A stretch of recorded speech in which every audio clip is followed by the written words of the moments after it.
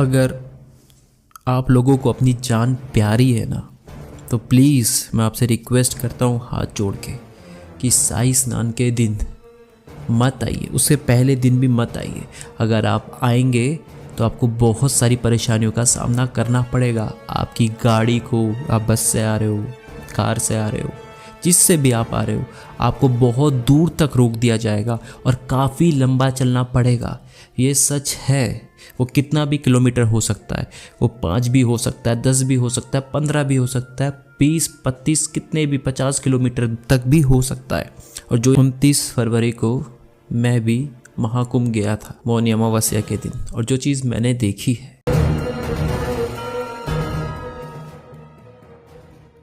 बड़ों को मेरा प्रणाम, छोटों को मेरा खूब सारा प्यार। आज मैं आप लोगों को एक सच्चाई से रूबरू कराऊंगा। आप सबका बहुत मन है ना महाकुंभ 2025 में आने का। आप मीडिया में जब न्यूज़ देखते हैं तो बहुत सारे रिपोर्टर्स, एंकर्स कहते हैं आओ महाकुंभ में आओ, आना चाहिए, 144 ईयर्स के बाद आ रहा है। पर आज कोई भी आपको ना सच्चाई नहीं बताता है। सब आपको दिखाते हैं, देखो महाकुंभ में इतना बड़ा मेला लग रखा है, इतने साधु संत आ रहे हैं, इतने करोड़ों भक्त आ रहे हैं, 40 करोड़ लोग आ रहे हैं, 10 करोड़ लोग आ रहे हैं, कोई प्रॉब्लम नहीं है। पर जो चीज़ मैं आपको बताने वाला हूँ ना, 29 फरवरी को मैं भी महाकुंभ गया था मौनी अमावस्या के दिन, और जो चीज़ मैंने देखी है, ठीक है, जो मैंने जाके वहाँ महसूस किया है, वो मैं आपको बताना चाहता हूँ, जिससे आप लोग जो सोच रहे हैं 3 फरवरी को महास्नान में आने के लिए, या उसके आगे जितने भी स्नान बचे हैं उसमें आने के लिए सोच रहे हैं, वो एक बार ये वीडियो ज़रूर देख लें। ये कोई वीडियो आपको बताने का सिंपल मकसद ये है कि आप लोग समझ जाएं। प्लीज़, मैं आप जितने भी बड़े बड़े क्रिएटर्स हैं, जितने मीडिया, कोई आपको सच बताना ही नहीं चाहता है, ठीक है। पहली बात तो ये कि महाकुंभ अब क्यों आना चाह रहे हैं, पहले तो ये जानिए। महाकुंभ जो लोगों को बताया जा रहा है ना 144 ईयर्स के बाद आ रहा है, आप आइए, आपके पाप धुल जाएंगे। मैं एक चीज़ पूछना चाहता हूँ, आप महाकुंभ आए, आपने शाही स्नान के दिन आए, आपने स्नान किया, आपका शरीर धुल गया, पर आपके मन के विचार तो नहीं धुले ना। क्या आप महाकुंभ में आके शाही स्नान करने के बाद आपको मोक्ष मिल जाएगा? आपके सारे पाप धुल जाएंगे?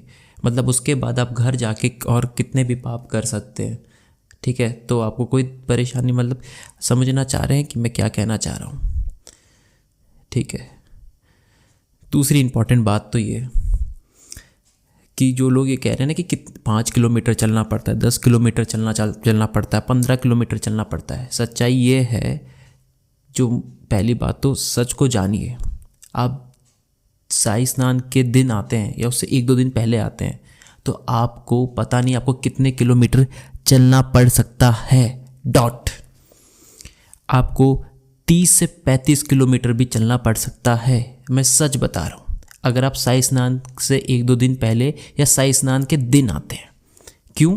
क्योंकि गवर्नमेंट क्या करती है, बहुत पहले अगर आप बस से आ रहे हैं, ठीक है, तो बहुत बस या कार या बाइक से आ रहे हैं, बाइक या कार से आ रहे हैं, तो बहुत पहले ही गवर्नमेंट वहाँ पे स्टॉपेज लगा देती है। मतलब आपकी स्कूटी बाइक को आपकी बस को आगे बढ़ने नहीं देती है, जिसके कारण पीछे जाम लगने लग जाता है। और पीछे इतना जाम लग जाता है कि आपके पास कोई विकल्प नहीं होता जाने का, ठीक है, सिवा पैदल चलने के।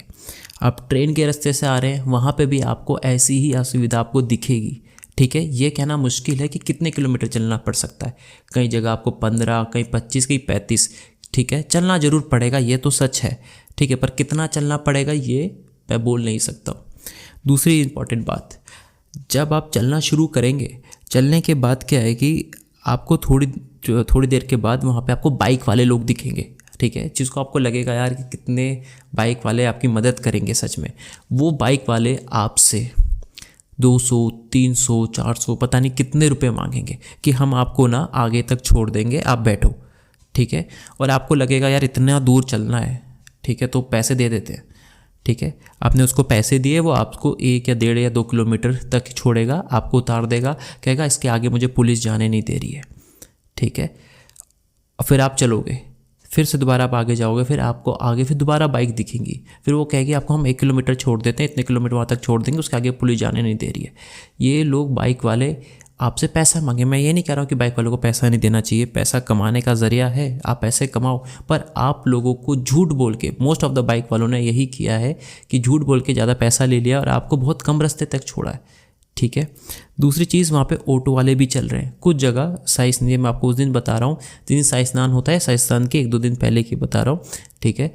तो वहाँ ऑटो वाले चलते हैं, वो भी आपसे ज़्यादा पैसे लेते हैं, ठीक है। मेरे साथ एक खुद हुआ है कि ऑटो वालों ने, बाइक वालों ने ज़्यादा पैसा लिया मुझसे और मुझे मेरी डेस्टिनेशन तक जहाँ बताया उधर तक नहीं छोड़ा, उससे पहले तक छोड़ दिया, या उससे बहुत कम जितना किलोमीटर बताया उतने तक नहीं छोड़ा, ठीक है। और मुझसे ज़्यादा पैसा मांग लिया, ठीक है। चाहे बाइक हो, चाहे वहाँ पे ऐसा लग रहा है कि हर बंदा बैठा है आपको लूटने के लिए। अच्छी बात यह है कि जब मैं पैदल चल रहा था तो वहाँ के जो कुछ लोग, सामाजिक लोग वहाँ पे जो रहते हैं प्रयागराज के, वो लोग बहुत मददगार, मतलब आपको खाने पीना हर चीज़ बांट रहे थे। ये मुझे बहुत अच्छा लगा कि जब मैं चल रहा था मुझे महसूस नहीं हुआ जैसे मुझे पानी दे रहे थे, कुछ खिचड़ी विचड़ी, मतलब वहाँ पे आपको इतनी सुविधा मिलेगी। अगर आप थक गए हो तो आपको खाने के लिए कोई प्रॉब्लम नहीं आएगी, वहाँ पे आपको खाने की व्यवस्था वहाँ के लोगों ने फ्री में कर रखी है। आप चलते जाओगे, आपको पानी चाहिए, गुड़ चाहिए, खिचड़ी चाहिए हो या फिर कुछ भी ऐसी चीज़ें चाहिए, आपको सब मिलेगी। ये चीज़ देख के मुझे बहुत अच्छा लगा, ठीक है। पर वहीं के आप उल्टा देखोगे तो वहाँ के ही लोग आपको लूटेंगे भी। हाँ, फ्री सेवा, बाइक की सेवा कहाँ मिल रही है? जब आप महाकुंभ पहुँच जाते हो तो वहाँ पे कुछ ऐसे बाइक वाले हैं जो आपको फ्री सेवा में फ्री में बैठा के छोड़ देते हैं। जब आप महाकुंभ के अंदर तक पहुँच जाते हो, उस मेले के अंदर पहुँच जाते हो, तो वहाँ के लोग हेल्प करते हैं बाइक वाले। मैं ये सबको मना नहीं कर रहा हूँ, पर कुछ बाइक वाले आपसे बहुत ज़्यादा पैसा चार्ज करते हैं आपको कुछ जगह छोड़ने तक के लिए, जो चीज़ मुझे समझ में नहीं आई अभी तक, ठीक है। दूसरी चीज़, आप गूगल मैप के ज़रिए में आओगे कि यार मैं गूगल मैप में लगाता हूँ, मैं संगम तक पहुँचने वाला हूँ, ठीक है। आप पहुँचने वाले होगे, फिर वो गूगल मैप थोड़ा और रास्ता दिखा देगा आगे, ठीक है। और आपको लगेगा मैं 19 किलोमीटर आ गया हूँ, ठीक है, अब मैं पहुँच ही गया हूँ, फिर आपको 5 किलोमीटर और दिखाएगा कि 5 किलोमीटर और चढ़ना है। ये मेरे साथ हुआ। दूसरी चीज़, वहाँ पे कुछ पुलिस वाले या कुछ लोगों को से मैं पूछता हूँ कि भाई मुझे इधर जाना है, तो उनको क्लियर पता ही नहीं है कि कहाँ जाना। कोई बता देता है इधर लेफ़्ट जाना है, कोई कहता है राइट जाना है, कोई कहना है सीधा जाना है, कोई कहता है कि 3 किलोमीटर बाद वहाँ मतलब वो एक ब्रिज पड़ता है, यमुना ब्रिज, पुराना वाला ब्रिज पड़ता है, ठीक है, और सॉरी नया वाला ब्रिज भी है और पुराना वाला ब्रिज भी है। तो वो कहते हैं कि 3 किलोमीटर है। आप 3 किलोमीटर चलते हो, फिर गूगल मैप देखते हो तो उसमें शो होता है 5 किलोमीटर और आगे है। तो ये सारी चीज़ें आपको फेस करनी पड़ती है। दूसरी चीज़, जब मैं गया था उस समय भीड़ नहीं थी, पर उससे पहले इतनी भीड़ थी कि आप मैं नंदी द्वार के द्वारा वहाँ बता रहा हूँ जहाँ त्रिवेणी संगम है, मेन त्रिवेणी संगम, वहाँ आपके पास ना आप ऐसे खड़े रहोगे, हिलने तक की जगह नहीं होगी, आपको लगेगा कि मैं किधर आ गया हूँ, वापस चला जाता हूँ, आपको ऐसा फील होगा, ठीक है, जब इतनी भीड़ आ जाती है। और बात आती है उसी दिन 29 फरवरी को काफ़ी श्रद्धालु जो आए थे गंगा स्नान, मतलब शाही स्नान करने, काफ़ी लोगों की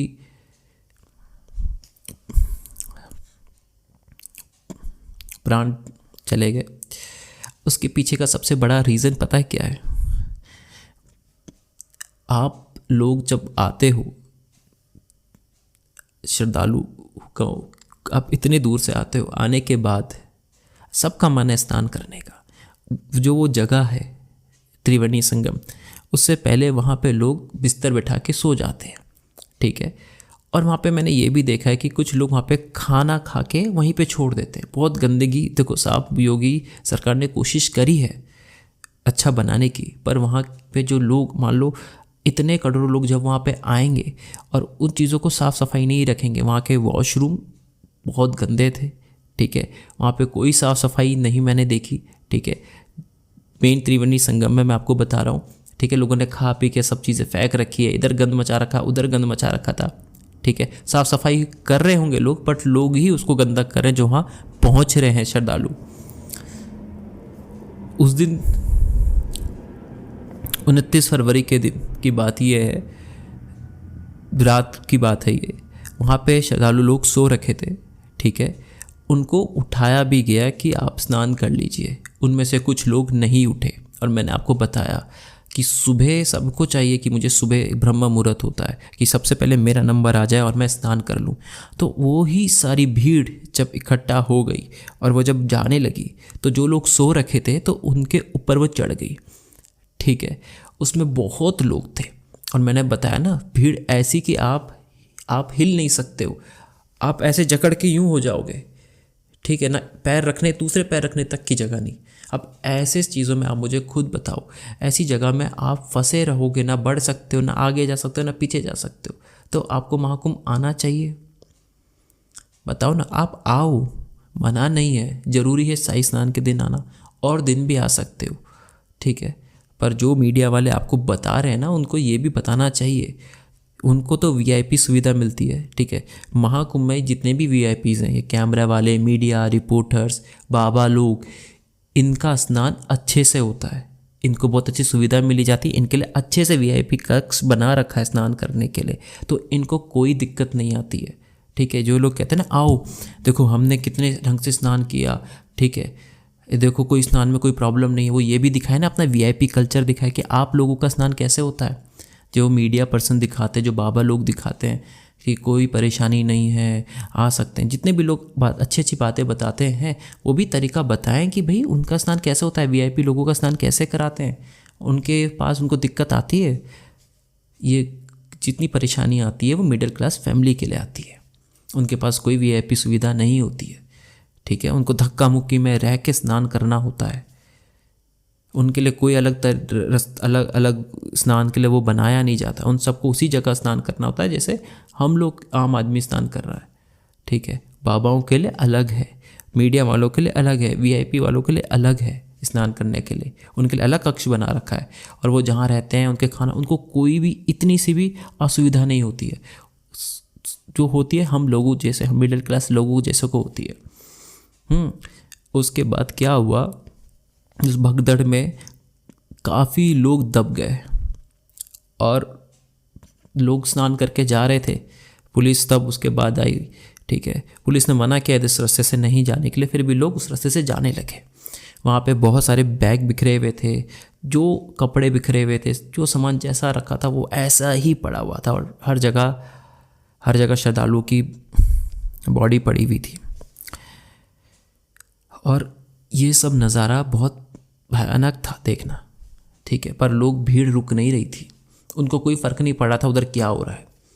वो आ रही थी, स्नान करती जा रही थी, उन्हें कोई चीख से मतलब नहीं था, उनको सिर्फ ये मतलब था कि मैं कैसे जाऊं और मुझे कब स्नान करने को मिले और कब मेरी शुद्धि हो जाए, मेरे पाप सारे धुल जाए, मैं मोक्ष को प्राप्त हो जाऊं। इस मोक्ष को कैसे प्राप्त करोगे तुम लोग, जब तुम्हारे अंदर के विचार ही शुद्ध नहीं है, जब तुम्हारा मन पापी है, स्नान करने से हो जाएगा।